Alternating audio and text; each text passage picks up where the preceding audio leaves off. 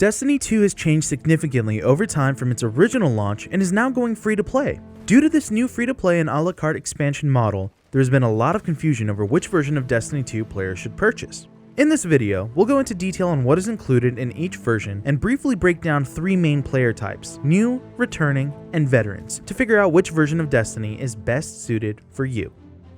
With the new a la carte model, there are no longer any prerequisites for jumping into a Destiny 2 expansion.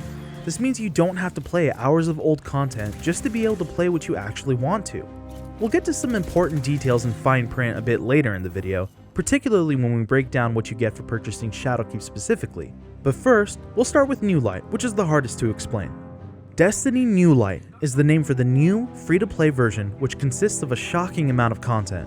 It includes the base Red War campaign that we saw during Destiny 2's launch, but it also includes both Year 1 expansions, Curse of Osiris, and Warmind. Everything that was in those versions of the game will be available to you for free, full stop, which even includes all of the Leviathan raids.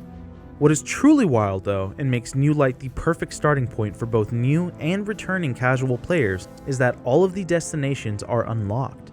This means you can visit destinations that were released after Year 1 and explore places like the Tangled Shore, Dreaming City, and even the Moon, the reprised and reinvented location commonly visited in the original Destiny. Exotics from Year 2 will also be available, such as the Arbalist, Bad Juju, Thunderlord, and Outbreak Perfected. All PvP maps will be available, and you will also have access to the free rolling updated content that will be made available during the Shadowkeep season, known as Season of the Undying.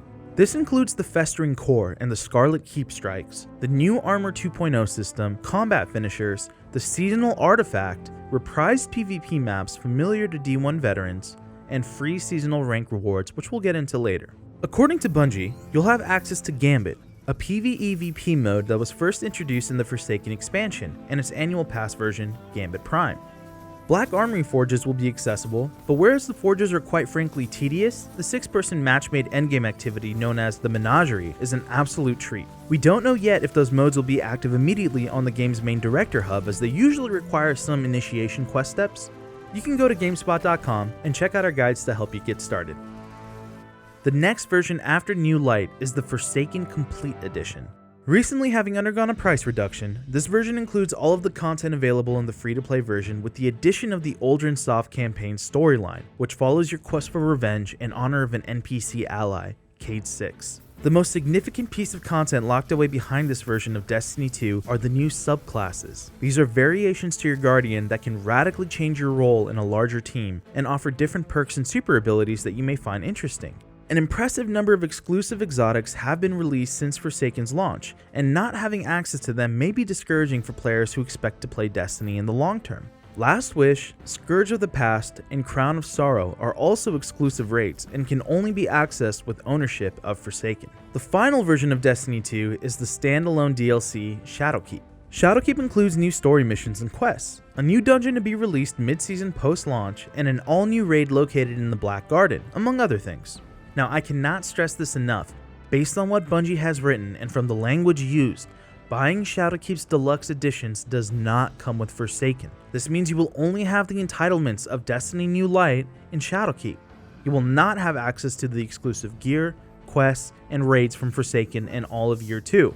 Purchasing Shadowkeep will only grant you its own exotics, quests, and campaign, and will also come with a season pass for Season of the Undying. As if it wasn't confusing enough breaking apart Destiny into these different versions, there are now constant world updates and content being shipped in seasons.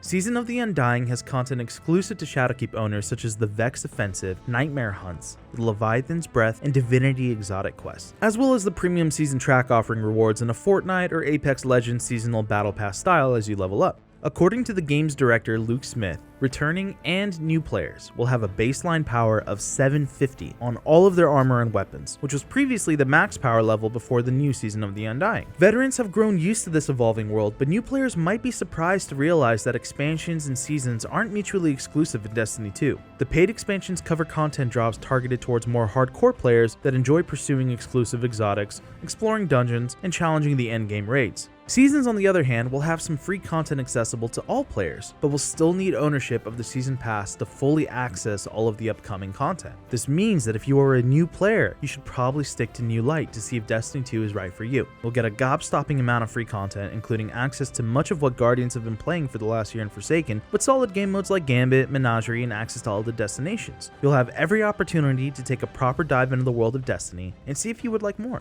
You may find yourself enviously inspecting another Guardian with exclusive glowing armor and exotic weapons, but for not needing to pay a dime, it's a superb place to start. If you already know that you are more of a hardcore player that will enjoy a power level climb and want access to all the bounties, quests, and exotics available, you'll want to consider buying the expansions.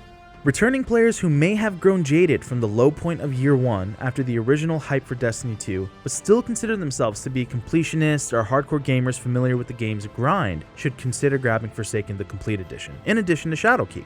The Forsaken campaign is also perfect for players who want to pick up where they left off in Destiny 2. The raids in particular are some of the grandest locations in the Destiny universe, and for players who want to challenge themselves, experience as much as they can, or want to experience the game chronologically, the Forsaken Complete Edition expansion might just be the perfect missing piece to bridge the gap between New Light and Shadowkeep.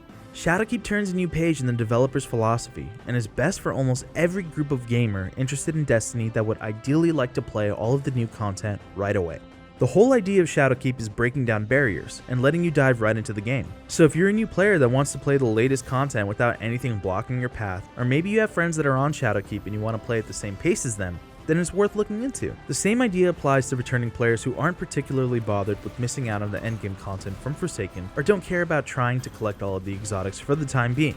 If you're buying Shadowkeep, the other consideration is whether or not you also want to get the Season Pass, because Shadowkeep owners don't have to worry about that choice, at least for this season. But if you buy Forsaken, or you stick to Destiny New Light, it's important to remember that the Season Pass has its own exclusive content as detailed earlier, and it will have to be purchased separately if you don't own Shadowkeep.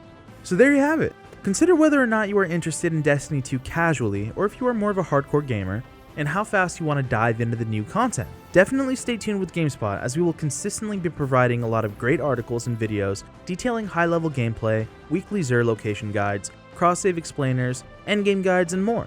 A warm welcome to all of the new Guardians diving in a New Light, and to players new and old alike, always remember, the moon's haunted.